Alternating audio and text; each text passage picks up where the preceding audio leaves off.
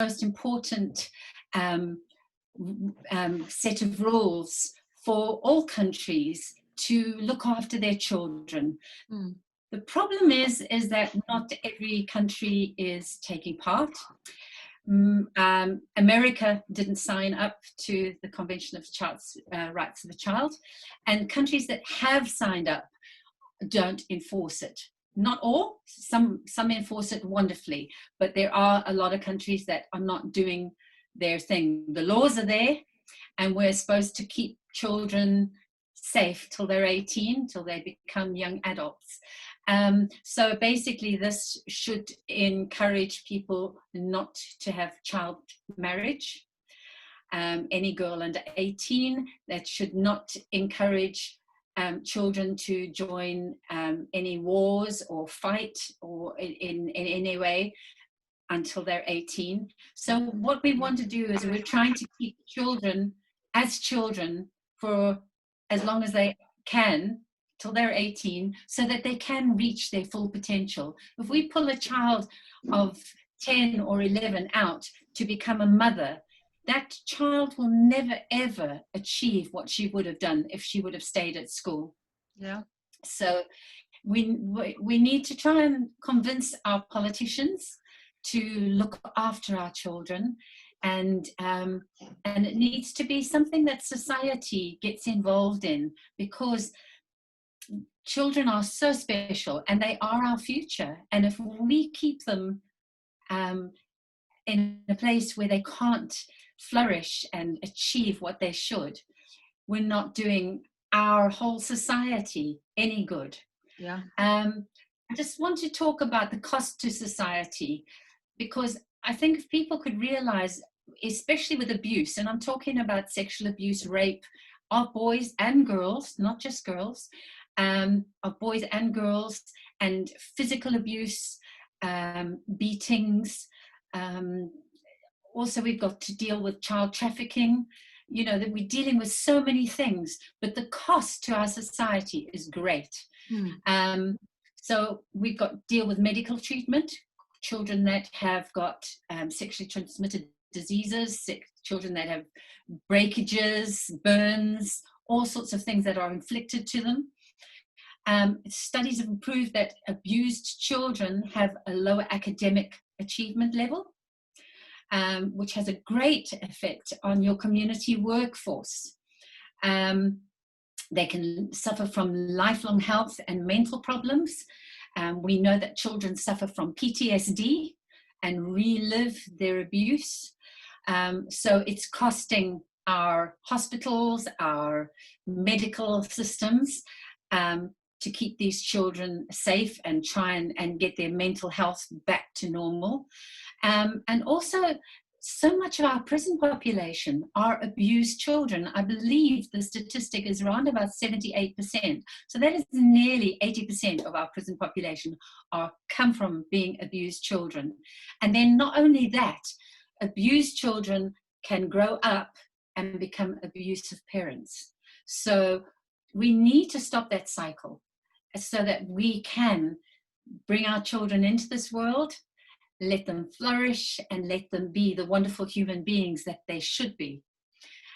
If a child is abused before the age of 7, the neurons in their brain do not form properly. And we find that those children end up not learning as much as they should.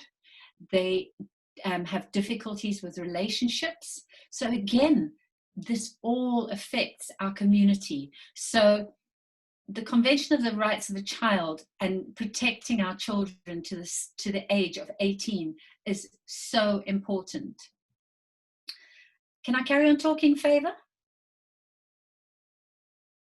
Okay. I just want to say about abuse. Abuse is something that we don't talk about enough in our communities. Yeah. Basically because I have a theory is that it's very close to very many of us. It's either happened to us or it's happened to someone in our family. And it is close. This is my third day. Adiola, could you mute your mic? Thank you. as I say, I think it's so close to us that we do feel threatened talking about it. But unless we start the conversation about abuse and we discuss this in our communities, in our schools, in our homes, we are never going to get on top of it, because abuse flourishes in secrecy. And the secrecy is what keeps it under control and not out in the open. So my belief on all of this is that we need to talk. We need to educate children. We need to educate parents. We need to educate teachers how to talk about this problem. I have the My Body program, which is done through music, which is of how people to approach the subject in a comfortable way. I'm not saying my program is the only program out there. There are lots of different things that you can use, but I feel that music is a wonderful way to teach children. One thing about it is that children remember the songs. If you do a talk to children and then you ask them the following week or the week after what you talked about, 9 times out of 10 they're going to say, I don't know, I can't remember. But if you teach them a song, they will remember it. Yes. As I say, you all know songs that you learned as a child, and they'll still be up here, and they'll still be up there probably when you're 60, 70. You know, they stay with us. So if we teach children a song, say, my body is my body. Nobody has a right to hurt me. Nobody has a right to touch my private parts, because it's my body. We can get that into their heads so they grow up with a form of empowerment. We want to empower our children to grow up and be proud and not feel that they are not worth standing up for, that they are not worth or worthy like other people. They are all wonderful creations, and they are all worth our time and effort to make safe. So I think that with the Convention of the Rights of the Child, we need to make sure our children are in a safe environment, and that if they're having problems, they've got somebody to talk to. And I've got some free courses if anybody's interested, because I feel people need to know, one, what child abuse is, two, what to look for, you know, in physical abuse, sexual abuse, mental abuse, and neglect, and also how to react if a child come to you to tell you that they've been abused. I think a lot of people's natural reaction is to get angry and say, oh my goodness, what's happened? Or wait till I get my hands on that person, or something like that. But that is not what we need to do. If a child comes to us with any abuse, we thank them for being brave and sharing with us. We stay calm. We ask them some questions, write it down so that you don't forget. You can write it down as the child tells you.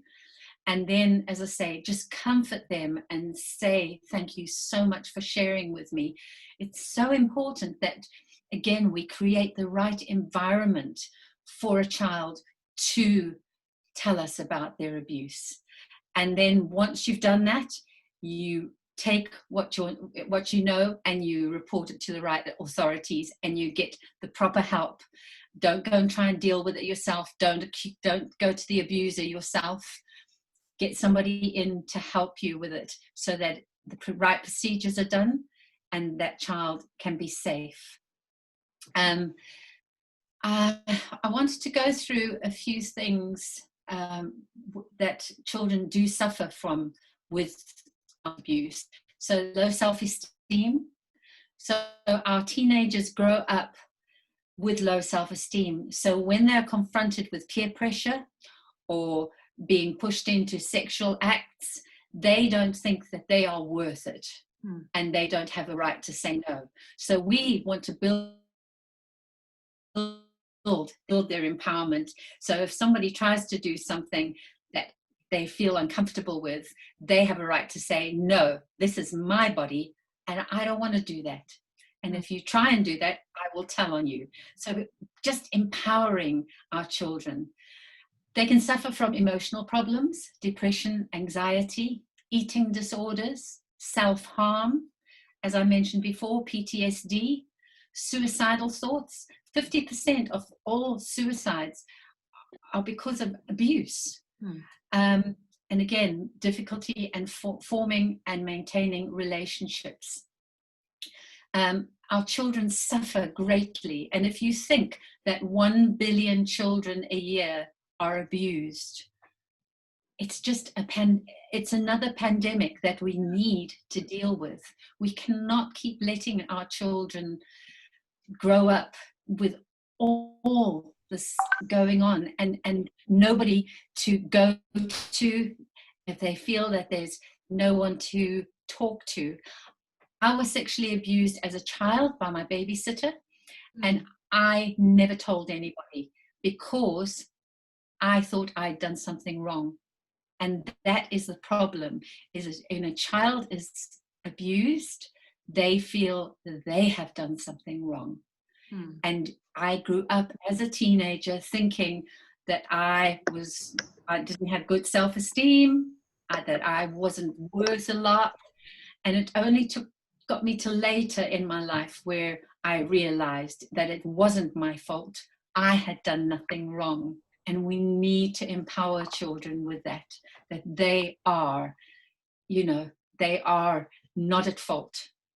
So the best thing we can do to start with is to talk about this subject, to encourage parents to talk to their children so that kids know that they can talk to their parents if they're having a problem.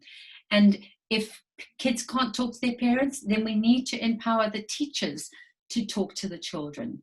We have to find a way of getting this message out that people can't hurt children. We used to have, before the Convention of the Rights of the Child, people used to think that children were their property and they could just do whatever they wanted with their children because they belonged to them. But children don't belong to us. We are their guardians, and we are supposed to help them grow up and flourish, and if we ever see any children in our communities, even if they're not our own children, we need to speak up and we need to get people involved to protect the children. It's really important. Do you want me to talk a little bit about the program, Yes, Faber, yes. or? Yes, go ahead. Okay. All right.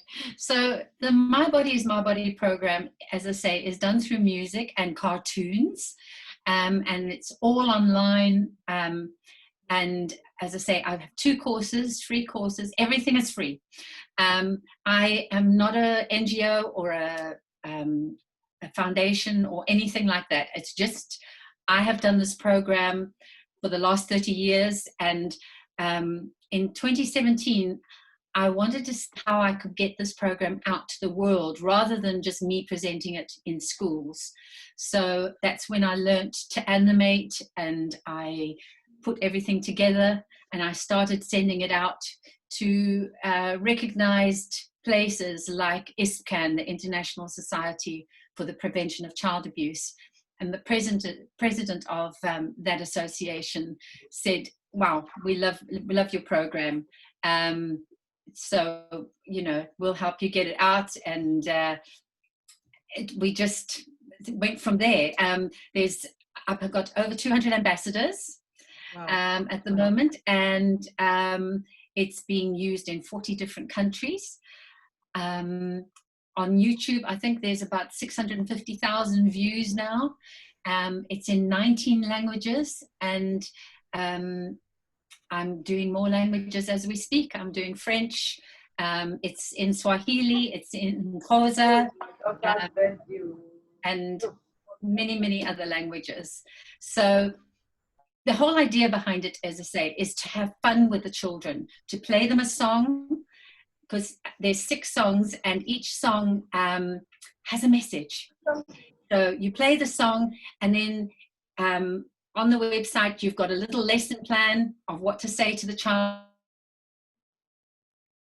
So you don't, am I saying, you just play the song and make it fun. The most important thing to do is to make it memorable for the child. So if you're doing the song, dance and sing and be silly, whatever, so that the children feel happy and they're learning something positive about their bodies. There's the song called My Body is My Body. Then we do a song about feelings and knowing if something feels wrong. It's called If It Don't Feel Right, Don't Do It. There's the What If game, which gives you the opportunity to talk about your communities. If you know anything that's going on that where you need to give the children some information. So you say, what if this happens? Say somebody comes to pick you up from school and they know your mom and dad's name and your aunties and uncles and your brothers and sisters. Would you think that they were okay to go with? No, because they're a stranger. So we need to tell children that even if people know their names, their mom and dad's names, everything else, they could have all got that off the internet. So don't go with strangers. Very important. And the other thing I always like to say is you need to ask children if they know what strangers are. Because so many children, if you say to them, what's a stranger? They say, it's a bad man. So I said, well, what about a lady? Oh, could it be a lady? Could it be a teenager? And they don't think, I think the stereotype of a stranger is kind of like a man in a hat and a raincoat, and we just have that perception. And children do as well. So we need to say that anybody you don't know is a stranger, and we don't go with anyone we don't know. So the My Body is My Body program is just basic rules. It's not rocket science. Anybody can present this program. You can do the courses, as I say, they're free, but it's a program that's simple. It's just simple rules that we need to give children, that we need to share with parents. When I was teaching earlier today, and I shared this with them. As a parent, I know I did this as well. You go out, you leave your child with a babysitter. And the last thing you do is you say to the child, while I'm away, you do everything that babysitter tells you to do. Because we want our children to behave and be good and everything else. But we are empowering that babysitter to be able to abuse our child. So we need to be careful what we say when we leave our children. And we say, behave yourself. But if they do anything that makes you feel uncomfortable, you can say no and you come and tell me. So we need to keep them safe, empower them, but don't let that, whoever it is, because I think you all probably know this, but over 90% of people that abuse our children, we know, we're friends with, they're in our family. So it's people that we know and trust that are doing this. So we have to protect our children by talking to them. There's a song, next song in the program is called If You've Got a Problem, Tell Somebody. So we tell them all the people that they can tell. So moms and dads and grannies and grandpas and aunties and uncles and teachers and people from church, what we call it, our safe circle. So who are you going to put into your safe circle? And let children understand that there are different people they can talk to. And also there's different ways we can tell. So we can either tell verbally, and we can tell as much as we want or as little as we want at a time. We should never push children to give us more information. Children can write it down on a piece of paper if they feel threatened by talking about it. Or they can draw a picture. A picture can tell 1,000 words. So we need to just encourage children. If you have a problem, tell me, and you tell me the best way that you can do it. There's no right way, no wrong way. So, so you know, we need to encourage that. The fifth song in the program is called Love is Gentle, and that is all about loving and caring and being kind and sharing. Because a lot of children don't come from loving homes, and they may be neglected, all sorts of things. So I think it's good that kids know what love should be. So we then talk about, what do you do? What makes you happy? What do you like doing with your family? And you'll find out a lot about the children by doing that. It's very, very important. Last song in the program, number 6, is called Say No to Secrets. Because as I've discussed earlier, the secrets, abuse thrives in secrecy.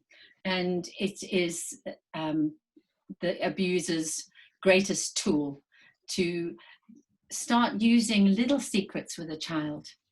They test them, and once they know that they've got that child's trust, then they move on to do more things and more things till they get the child exactly where they want them.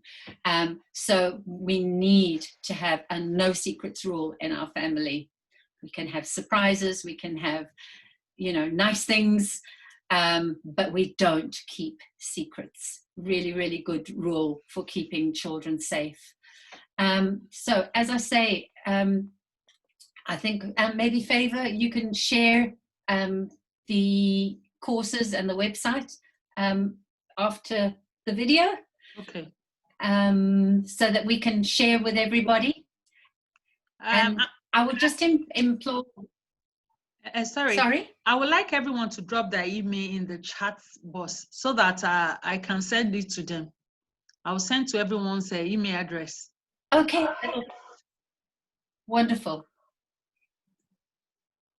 Thank you very much. So I would just like to encourage all of you to be on the children's side. Let's work together to inform people that children don't need to be abused. They shouldn't be going through these traumatic things that they are going through. And by helping them, we can create such a better society. You know, that all these kids that are growing up with mental problems, you know, we can put a lot of that away and stop it. So get your communities involved. It doesn't take a lot. Share it on Facebook, on your social media, parent teachers meetings, community meetings. There's so many places you can bring this up, and bring it up in a positive way. We need to stop all this doom and gloom. On my website, a lot of people send me really, really, really awful photos of children being abused, and I don't put them up for the mere fact is people don't want to see that. We all know what happens. We all know the brutality of what happens. But if we're going to get over this hump of not talking about child abuse, we have to find something positive, and we have to approach it in a positive, empowering way, rather than, oh my goodness, look at this poor child who's had terrible, terrible things. There's a place for that. There's a place to shock people. But I think at the moment, trying to get the majority of our communities talking, we have to do it positively and show them that at least 50% of our children are being abused, which also brings me to say that at least 50% of our adults have been abused. So we should be able to get people involved. People should have an interest. I can't tell you how many people have shared with me about their abuse since I've been doing this program, and that have never ever told anybody. We need to get to the point where we're not, like myself, keeping it inside for years and years and years and doing destructive things to ourselves because of it. It's just not acceptable anymore, and children have got to know. When I've done this program live in schools, we've had roughly 15% come forward every time to tell us about their abuse. So, you know, I know that the program works. And I know that if you just open the lines of communication, we can make a difference. Has anybody got any questions? Do you have any question? If you have question, just raise your hand up so that she can attend to it. Any question? Or you drop it in the chat box. Thank you. Albert, I saw your hand up. Do you have any question? Hello, are you confirming you're hearing me? Yes, we can hear you now. Yes, so firstly, thank you very much, Favor, for the invitation for this very insightful and very important topic and lecture. And thank you, Chrissy, for the information. I'm a proud father of 3 daughters, and all what you were saying, besides being very important, it is also educative on my part. So, Favor, thank you. Just an apology because I joined a bit late. I was a bit engaged here. So, Okay. Greetings also from Zimbabwe. Oh, Ah, that's My great. question, yes, My hometown. yes. So, Harare. yeah, thank you. So my question, I dropped one question on the chat box that children don't belong to us, you know.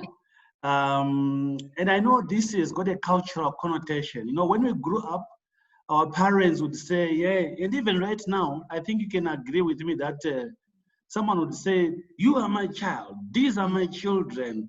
And now, how would you then ensure that this cultural advantage the rights of the children, as it were? It's perfect what you were saying, and I really totally agree with that. But I'm just concerned about this cultural practice. That's the first one. Give me time just to ask to ask the last question. How do you leverage between one's life experience, you know, versus your child's? I mean, look at myself. If I grew up in an environment which was not very comfortable, and probably I expect that my children should also face this, or no, if you don't do this, you know, you are not good enough, or you have to conform to a certain phase of life, like what a parent passed through. More often than not, our parents expected us to be very strong like them. You know, we did this, and why can't you? You know, if we did this, you should be able to do that. So how do you then leverage between our own life experiences and our children, especially currently where we have a lot of all these rights now coming to the fore, now people being aware of what really needs to be done and what is correct? Thank you. It was a mouthful, but I thought I should ask. Thanks, Herbert. Well, parenting, as you know, is a difficult thing. I mean, we all get it wrong. We all learn, but I think if we can encourage parents to look at, if they see what abuse does to a child, it comes down to education. We need to educate parents as to what damage we can do to our children by doing the wrong things. And I'm not saying we shouldn't discipline our children, because I believe that we should discipline them, but I don't think we should beat them. You know, we should look after them. We should encourage them to flourish. But I don't think, as a parent, I've always said to my children, follow what you're passionate about. I've never tried to get them to do what I want them to do, because that was my dream for them. It's never going to work. Your child needs to do what they want to do, what they're passionate about, what they're good at. And I know some children don't find that till later. You know, sometimes some children are late bloomers. But I think if we keep pushing them and keeping them down and saying, you know, my father did this and my grandfather did this and you have to do it. It's something we like because it's culture. We want to see our children do what we did, but I don't think it's a good thing for our kids. So I think with what I'm doing, it's just a very, very little part of it. We are having an ever evolve. It's an evolution. Our children growing up, things are changing. With the advent of the internet, everything has changed, and a lot of us, as the older generation, are kind of look at everything and think, "Whoa, this is way too fast." Everything's just too much information all the time, and our kids. I mean, I would not want to be a child at the moment with what's going on with the abuse, with the cyberbullying, with everything else. I mean, our kids have it tough in a lot of ways. They've got it easier in some ways, but a lot harder in other ways. So I believe that the crux of the matter is communication. We have to talk to our kids. We have to, and we have to understand what abuse does to a child. We have to make sure that they understand that they can say no, that we're there for them, and that if they have a problem, they can come to us. You know, I was brought up in the generation where children were seen, not heard. You know, don't bother me with your problems. Off you go. But we can't. That's not a very successful parenting way, as we've learned. So we have to engage with our children. We have to engage with our communities, and we have to change something, because, as I say, 1 billion children are getting abused every year. We cannot continue to have that. If we want to have successful societies, all we're doing is raising a whole lot. 50% of our population is being raised as broken adults. And we can't thrive like that. As a world, we can't thrive like that. So I'm very passionate about this subject of just let's start somewhere. Let's all get together and make a difference in our own little unique ways. We can all do something. Thank you. Thank you very much. Pleasure. Thanks, Herbert. Yeah, thank you, Chrissy. Is there another question before we move to the next speaker? Any other question? Can you hear me?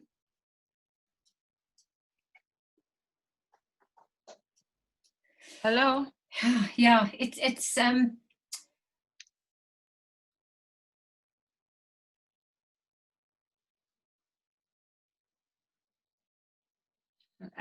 Hello?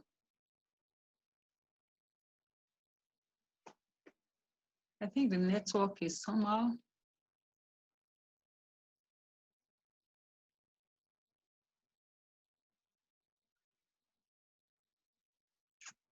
What is wrong with this network?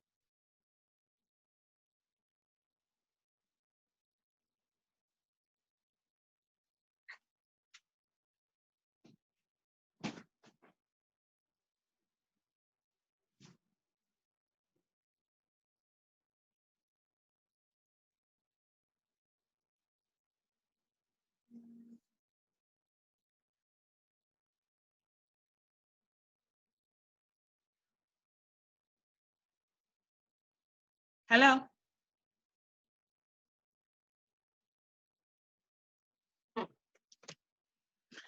Oh, Holy Spirit.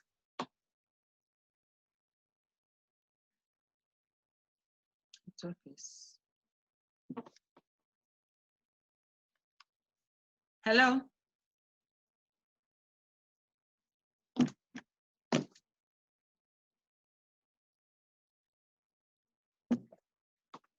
Hello?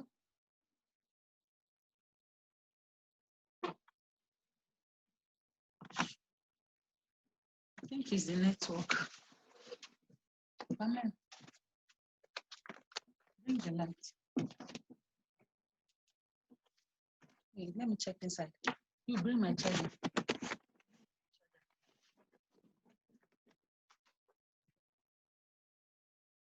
To enforce one certain right or the other, one certain right from yourself.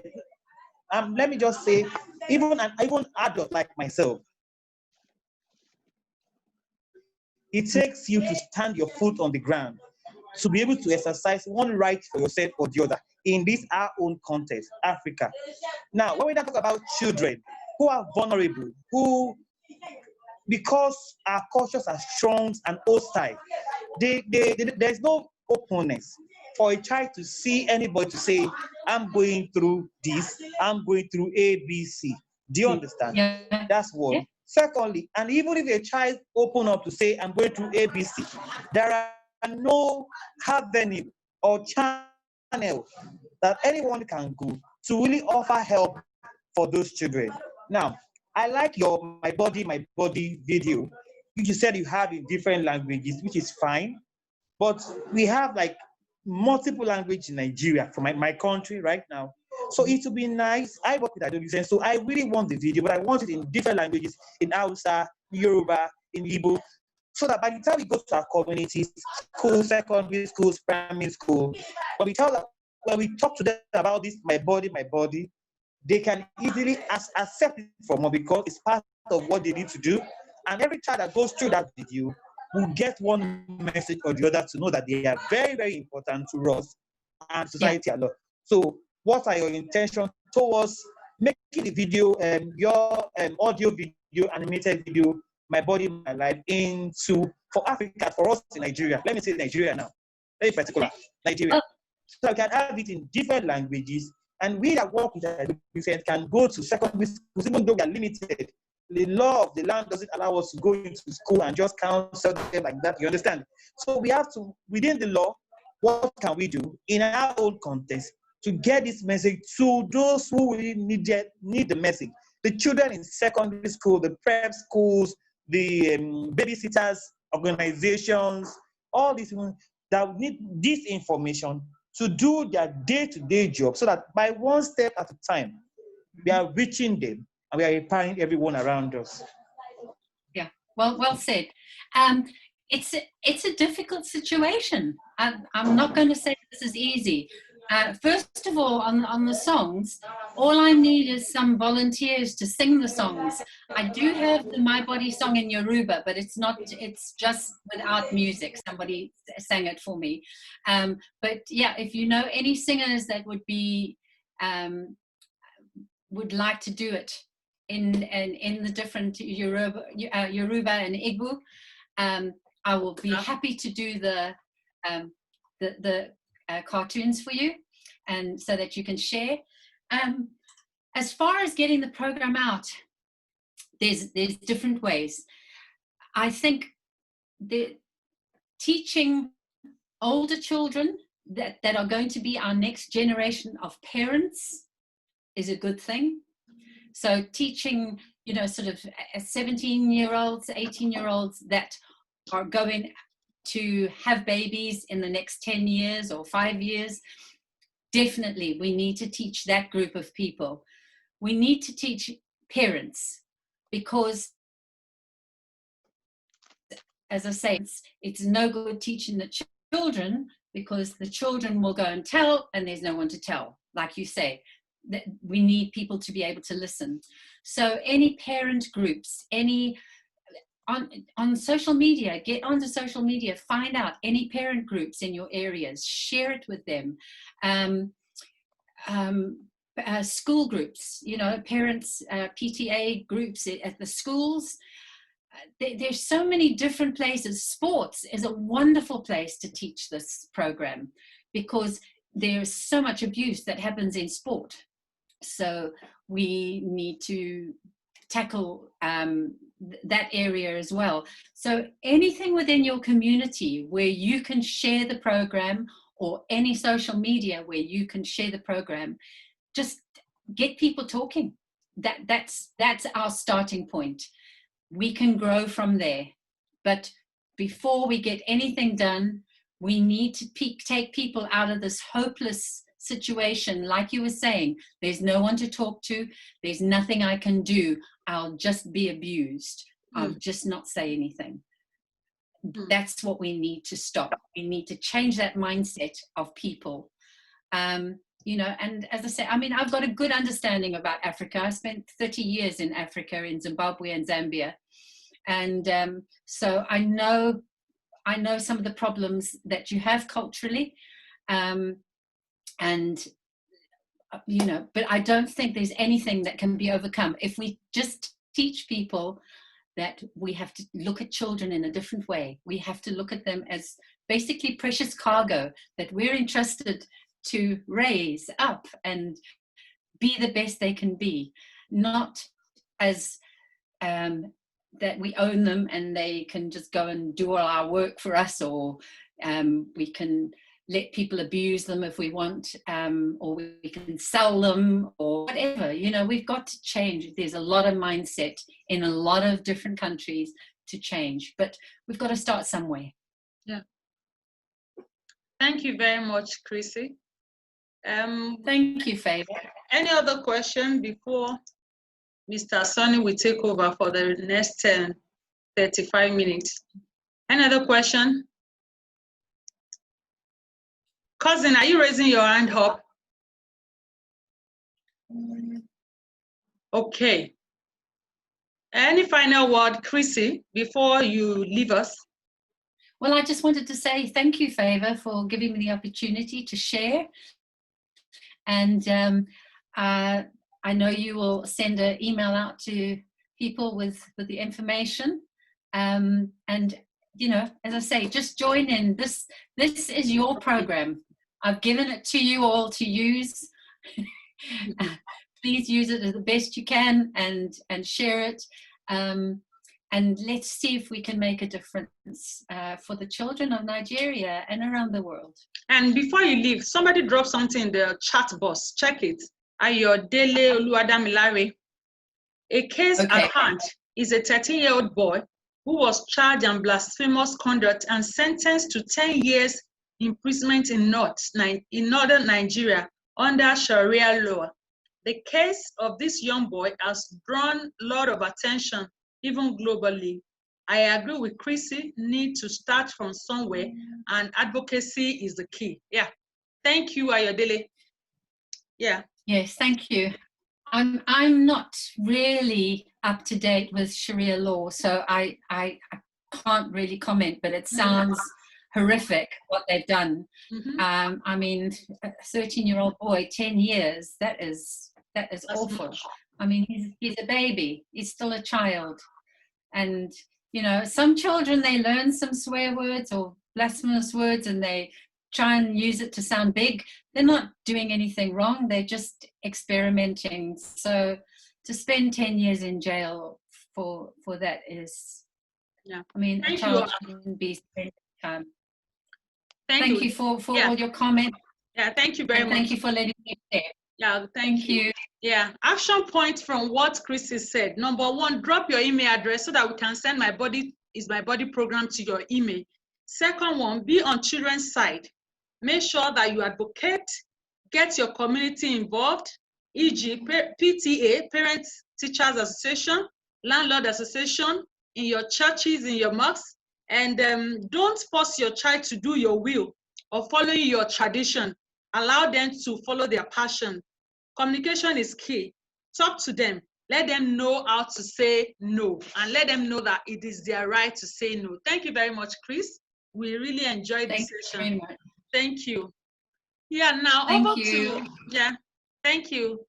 Mr. Sonny, it is the floor is yours. Mr. Sonny, are you there? Yeah, I'm here. Okay, over to you. Hello. Hello. The next 30 minutes or thereabout. Over to you. Okay, so yeah, thank you very much. First I want to thank PMI, Productive Mind Initiative, for this wonderful program. for giving this opportunity to share my knowledge and also learn as well, because I've also learned from Chrissy, and I want to also tell her, like I said in my chat, now I've always been making use of the tool, so I want to encourage parents to get that tool and make use of it. We can never have enough, so it's always good for us to get all these things in place and get our children prepared for the challenges ahead. Because the world as it is, there are too many predators that we can never think of. So we have to get them prepared. So going to what suppose from the topic child rights and why they matter.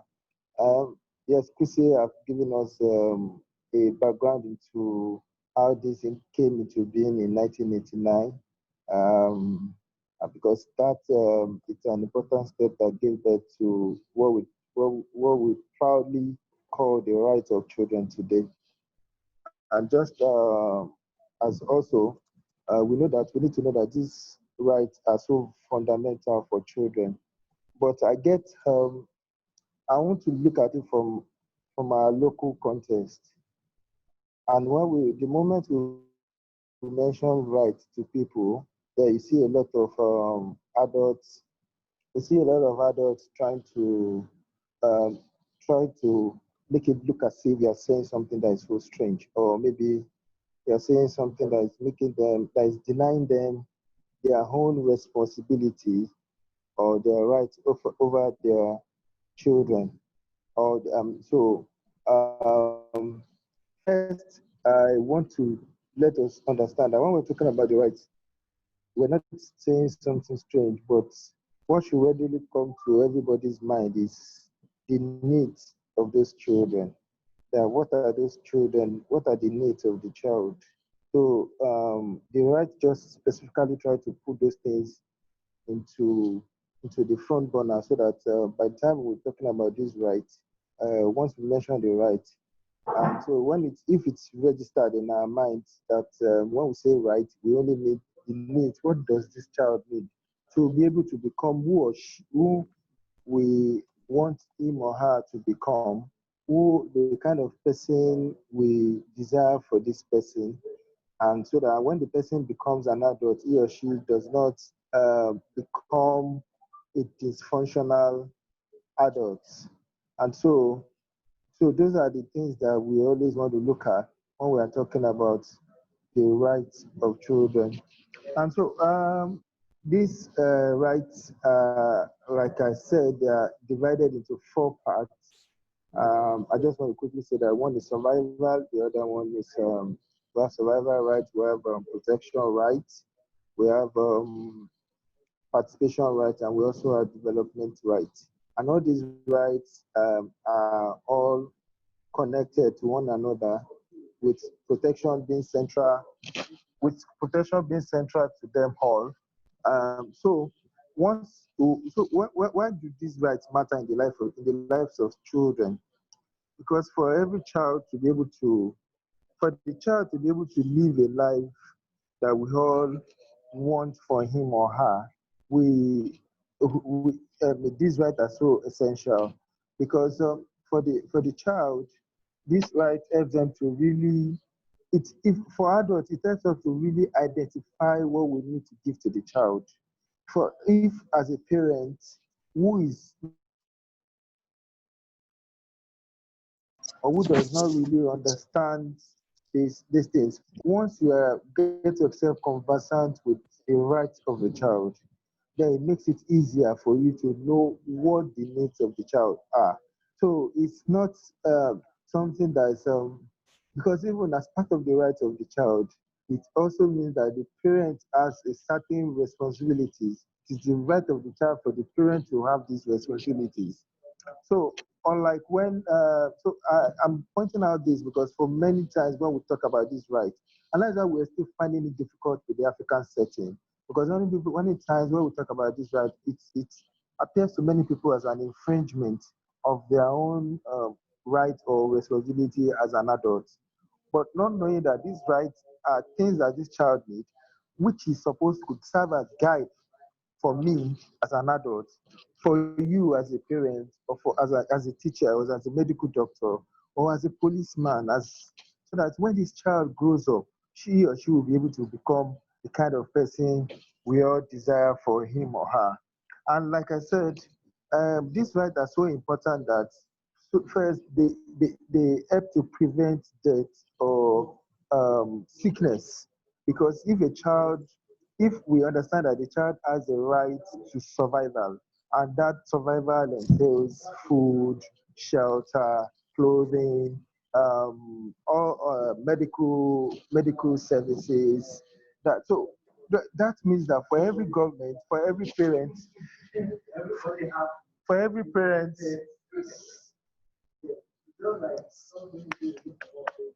for every parent who is coming to who is in who has given birth to a child, it means that this parent will understand that I have to provide food for my child. I have to provide shelter. The government will know that the government know that they need to support the parent to be able to provide these basic needs for the child. But because we are not conversant with the rights of the child, so many people do not even know what the child needs to survive, or many people do not accept these needs. So it is important that when these rights are known, they are able to prevent death and also help the child to grow up in a normal way. And okay, also looking at it, this right also matter in terms of it also helps the child to be able to acquire all required knowledge. When you look at the right to development, it's talking about the right to play, the right to have access to education, formal education, non-formal education, the right to the right to the right to moral learning and the rest. So once a parent knows that, that means the parents will do everything that is needed, or the uncle or whoever has parental responsibility over the child will do all that is needed to ensure that this child have access to this, and this child has access to these things that is required for the child to be able to develop. Because so that that means we won't have to be shouting or telling a parent to send his or her child to school. It is already registered in the parent's mind that this child needs to school so as to acquire basic knowledge. And that's why for formal education, what the Child Right Act and the Child Right Law that has been domesticated by 24 states, or 25 states rather, what it has said is that the child should enjoy his or her right to a basic education, and that is from primary 1 to JS3.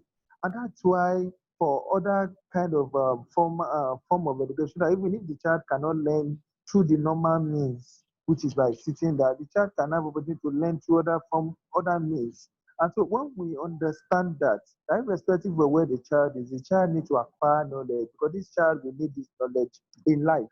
And so the adult will be able to do what is needed. The government will be able to do what is needed. You will not say because the child is living on the street, then the child should not have access to education. Because you know that this child will need this knowledge to be able to grow, to be able to relate with his peers or her peers when he grows up. He will need this knowledge to be able to do business successfully. And so when we are talking about this, right, so it matters because it helps the child to acquire necessary knowledge, help the child to not to be, also help us to reduce the level of illiteracy in the society.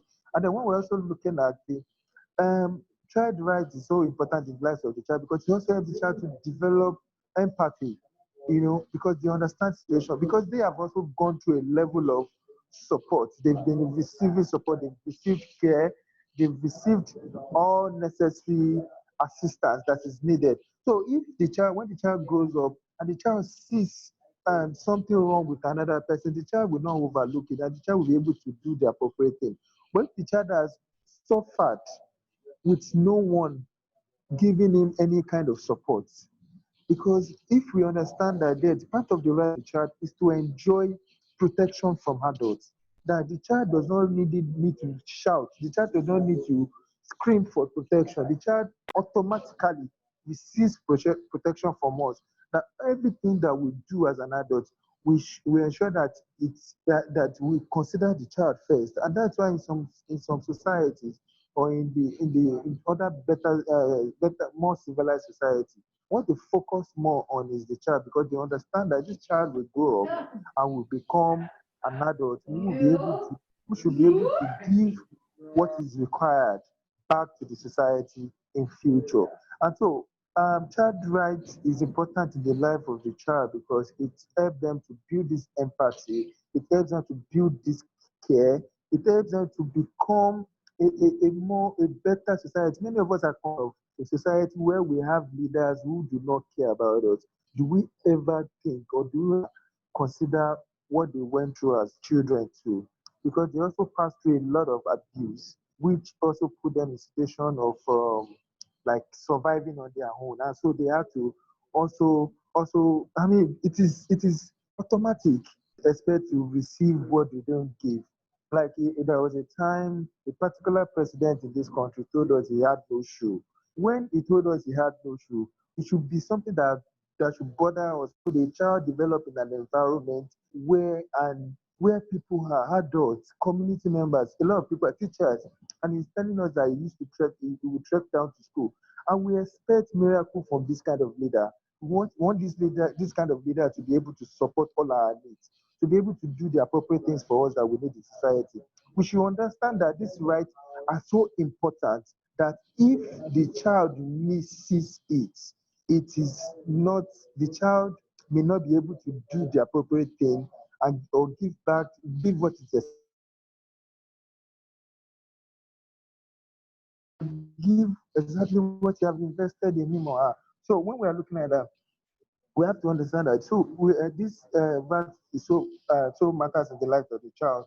And then when we're also looking at the importance of rights in the life of the child, for me, one thing that is so that we don't really consider when we're looking at the rights of the child is that this right helps the child to be able to make decisions for themselves. For example, the right to participation promotes thing. When we say that child is involved in decision making, it does not actually mean that the child has to dictate or has to tell you what should be done. But it means that you allow the child to also air his or her opinion, and then you'll be able to know how to guide the child. Because if you don't know what is going on in the mind of someone, how can you be able to correct that person? But because we don't give children opportunity, and many of them grow up relying on adults, relying on elders, relying on other people to validate their opinion, their thoughts. Because while growing up, we're never given opportunity to be able to decide for ourselves, to decide on our own. All we have to either tell one uncle or tell one daddy or tell one mommy that okay, someone has to validate your thought for you to be able to say, okay, yeah, this is the. But if we give the child, if we allow the children to enjoy this right, that means that as the child has opportunity to hear his opinion, and this is also playing out in our political space. You can see, I mean, yes, despite the not too young to run and all those efforts being made, and many of our morale has been killed. Our God has been gotten out, taken away from us. So we have, so these children, because while growing up, you don't have this opportunity. You don't have this opportunity to even speak your mind. You are scared of you don't know what will happen to you actually. So for the child to be able to grow up and be able to make decisions, this child has to enjoy this right. And we have to give the child what the child needs. And one of those things that the child needs is this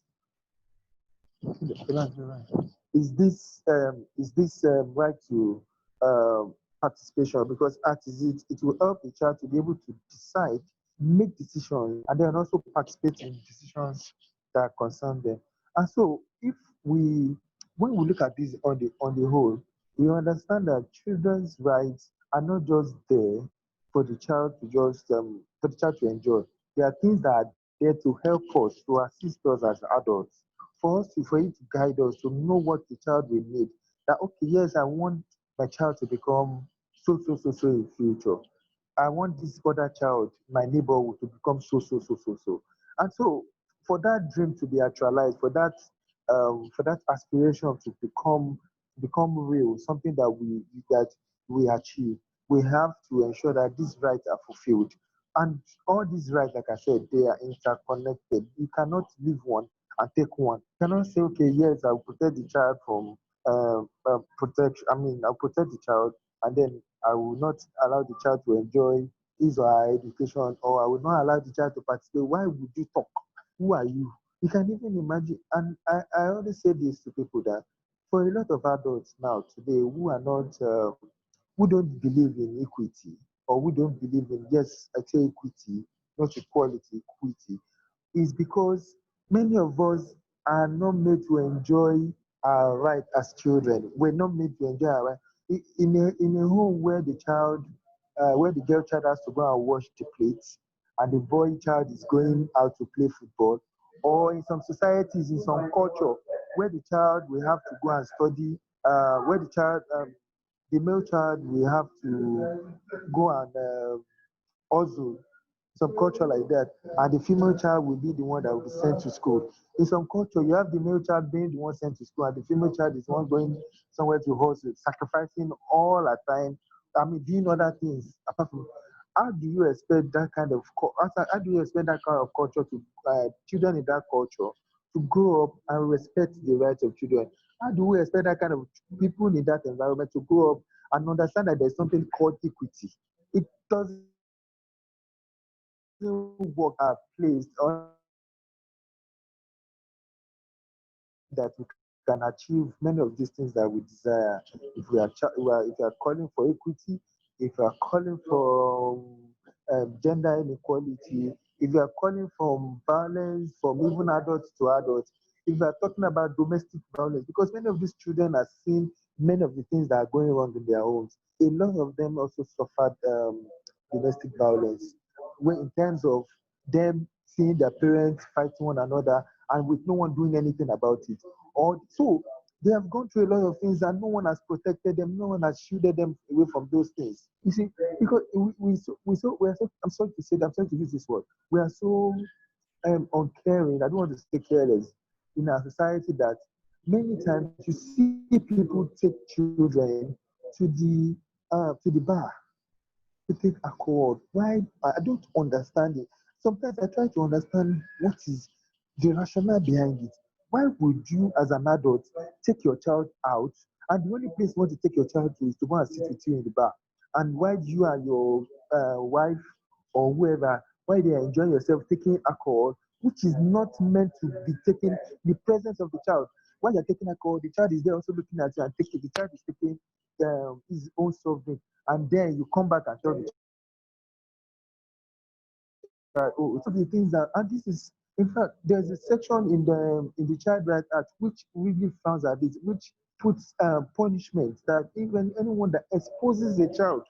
But who is promoting all this? Is who is the but because our government, people in government who do not even understand, many of them do not even understand what it means to give to ensure what it means, what we mean by this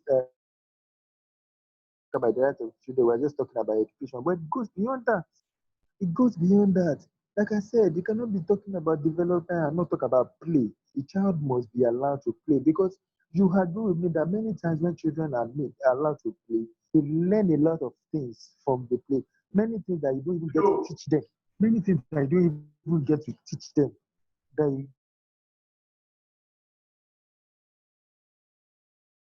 That in social activity with another person. But a parent who does not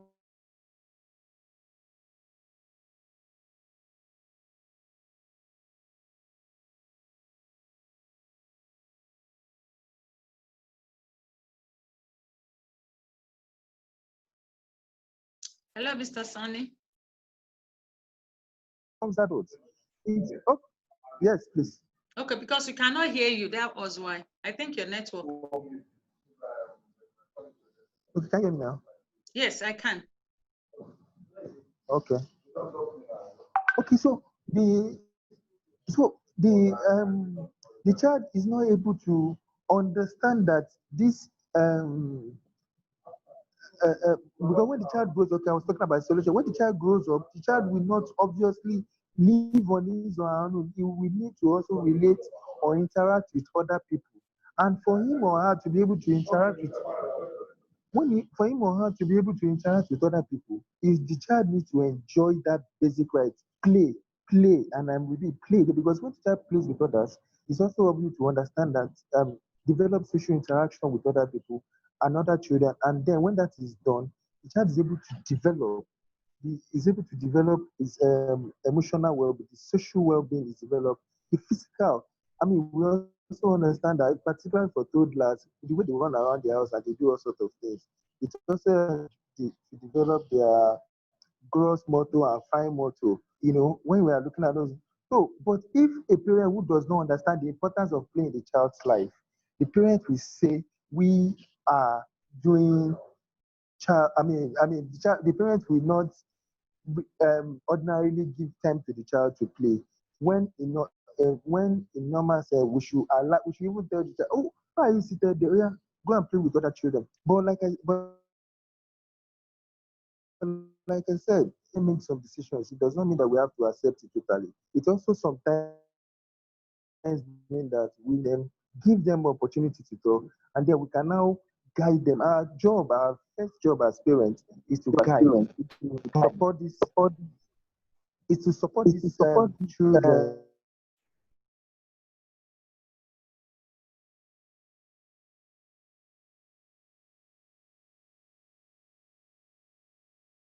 Like I said to you, I'm in the middle of a training, and I've really taken. I think we are back. We're supposed to be back from break now, so Yeah.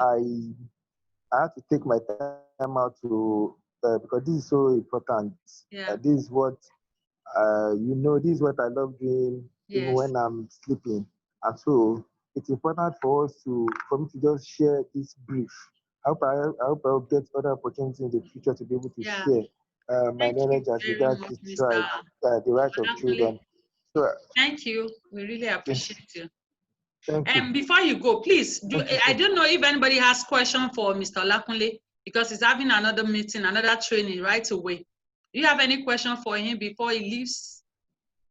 Anyone? Just raise up your hand, please. Okay, Mrs. Folashade, the floor is yours. Ask your question, please.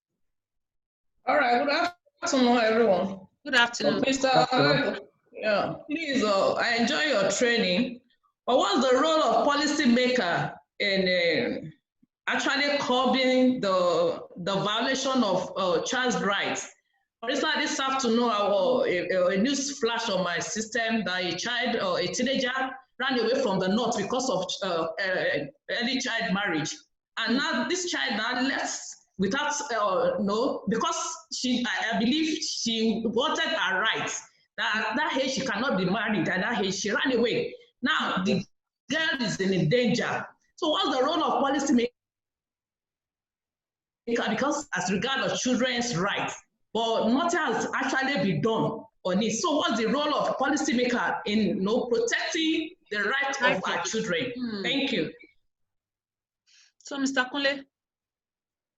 Okay, thank you very much for that question. Yes, like we said,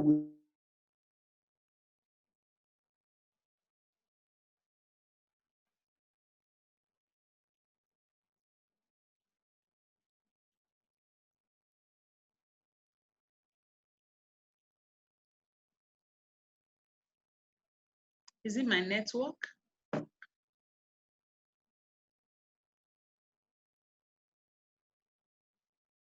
I also cannot hear anything again. Okay, I think it's from his side. Mr. Kunle? Hello? Okay, I think it's network. Policymaker, they have their own part to play. Can you hear me? Everyone, can you hear me? Very well. Yes, I can. Yes. Oh, okay. Okay. Yes, we can hear you. Okay.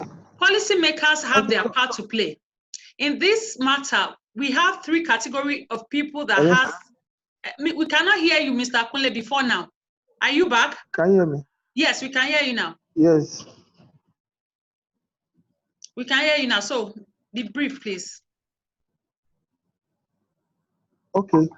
So, like I said, what policymakers, like I said, is just to enforce these rights, to ensure that this child is, and then for them, this child will be taken into custody. But what we have in most cases is that people bringing up sentiments based on culture.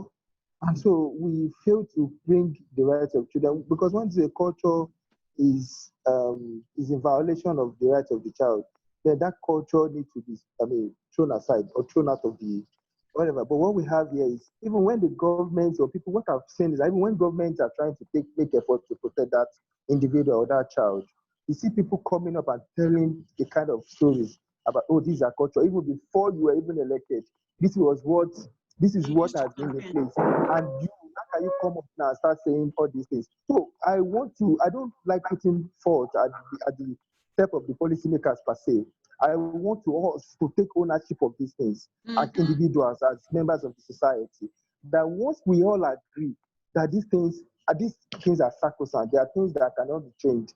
That once we all accept it, that irrespective of what that government official feels, or that governor feels, it won't matter anymore, because we all know that this child has to be protected. So for the policymakers, yes, they have to enforce, they have to do that, they have to make arrests, they have to provide protection, shelter for that kind of, for the case you mentioned. They have to provide shelter for that child to be able to do this. But like I said, you have people coming up with different sentiments. And so it also leaves the policymakers at the, because maybe they want to keep their job, they want to do all sorts of things. And so they also find it difficult to adhere to some of these laws as well. So in all, we as citizens, or as child protectors, we have to stand on our, we have to begin to advocate for these children and speak on their behalf, that irrespective of where you're from, as long as this child is in Nigeria, Nigeria as a is a signatory of these two basic instruments, the UNCRC and ACE, African Charter on the Right of Welfare of Children. And we have the child right. So it doesn't matter that this child, because like I say, if people understand that the child has the right to protection, and the child must be given everything that is needed to be safe, they will understand that early marriage causes harm. And so they will understand that early marriage causes some kind.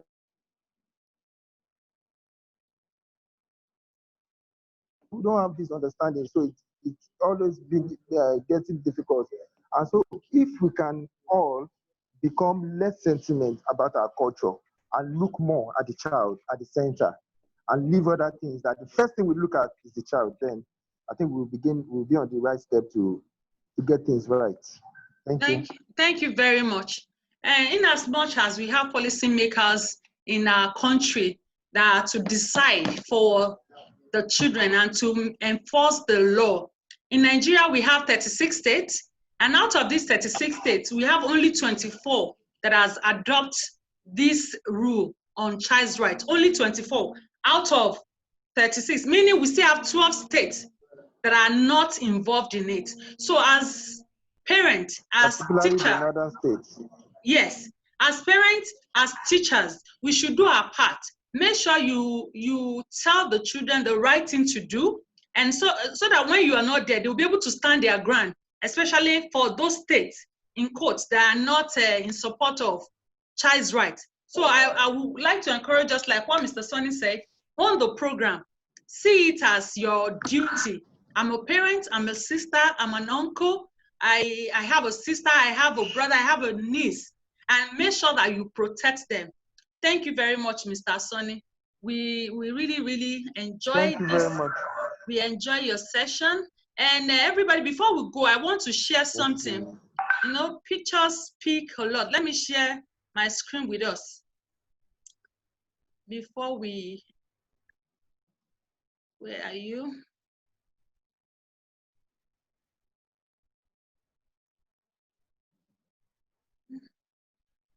One minute, please. For those of us that did not join early, some of us did not join us on time. I share something with others, so I just want to go over it briefly before we end this session. I appreciate you all for staying from the beginning till now. So let's go over it briefly. Can you see my screen now? Can we? Yes, I can. Okay, thank you. We said Productive Mind Initiative, and what we are treating today is child rights and why they matter. So we said it at the beginning of this training that who is a child? Who is a child? And according to National Child Welfare Policy of 1989, a child is anyone that is under 12 years old or below.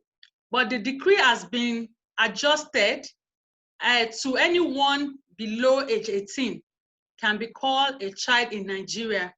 And we said something that the objective of this session is to make sure you are refreshed, you are transformed, and you refresh your awareness and understanding and appreciate child rights.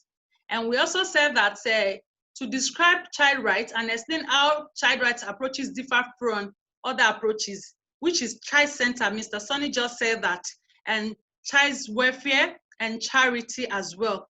And also to tell us about PMI's objective, mission, and objective of PMI, that is Productive Mind Initiative, and to start thinking about the way in which to apply all the things that we're going to learn here.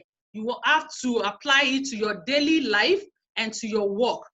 And so that takes us to the vision of Productive Mind Initiative. I told them something before we start that PMI is about, we're under two umbrella, or how will I call it? The first one is to do advocacy in the community about HIV/AIDS and also advocacy for children's rights. So for the children's rights aspect is to become #1 mentoring organization that will mold young minds into productive citizens of their nations. And also the next one, the mission statement, we are committed to building strong, trusting relationship, positive attitude, and life skill in youth, empowering you to take on leadership roles and realizing their full potential by facilitating mentoring relationship, providing opportunity for reflection, self-examination, teaching practical leadership skill. The program helps young generations strengthen their self-confidence, find their voice, learn to wear influence and exercise authority wherever they may find themselves. And so we also talk about our values. The good role model and positive environment bring out the best in every child. So who are the environment? We are the caretakers. Like Chrissy said, she said that we don't own them.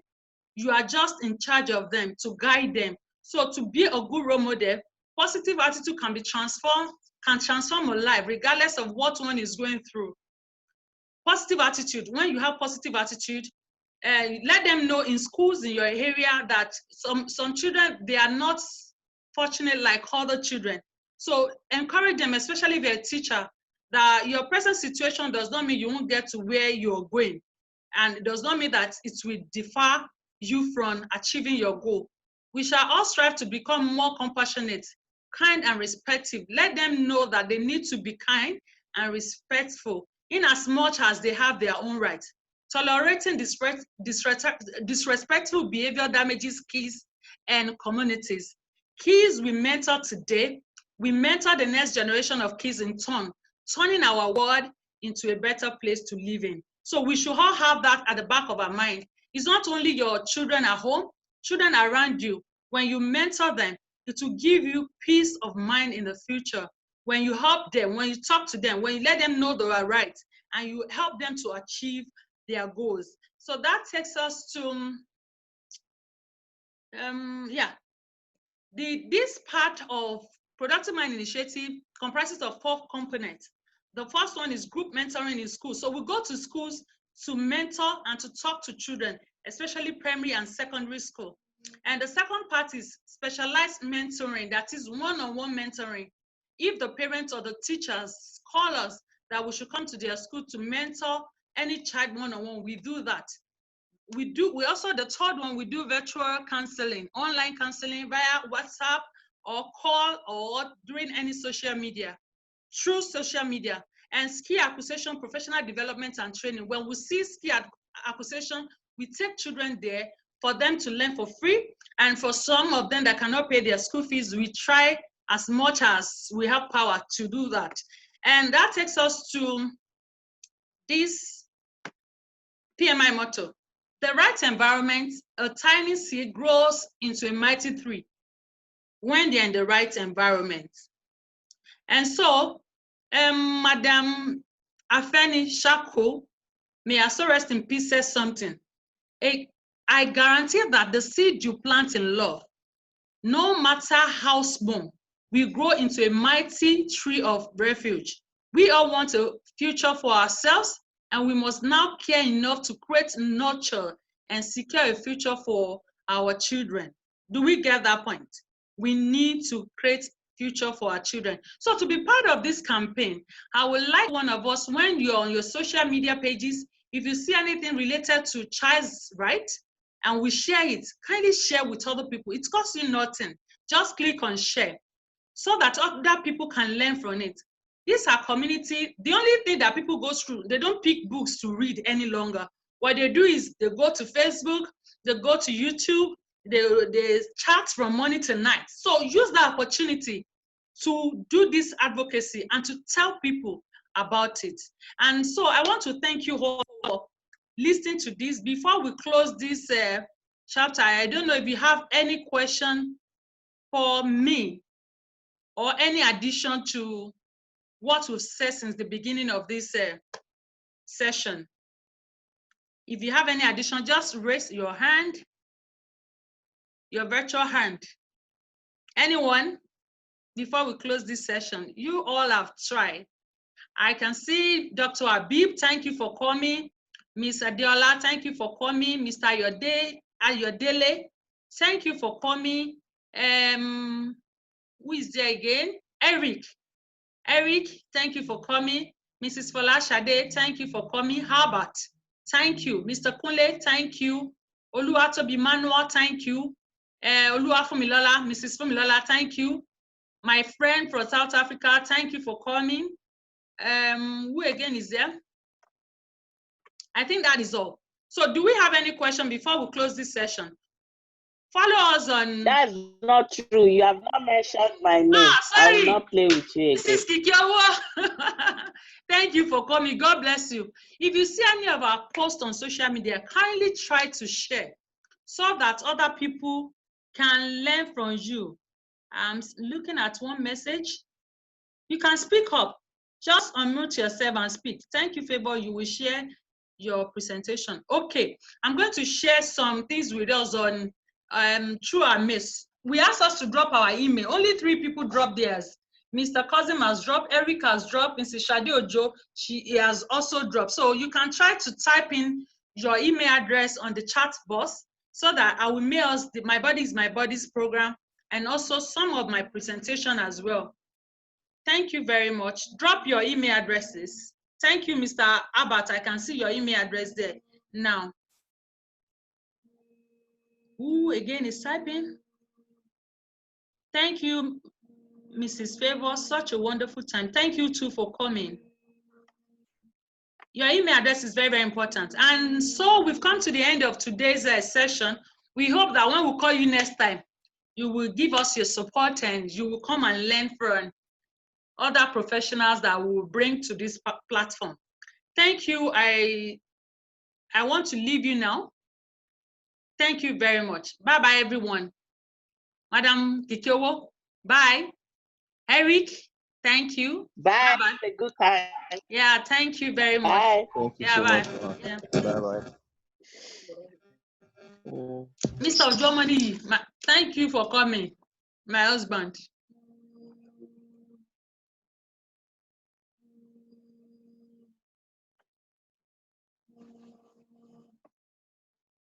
Hello. Yeah. Good afternoon. Mutiri.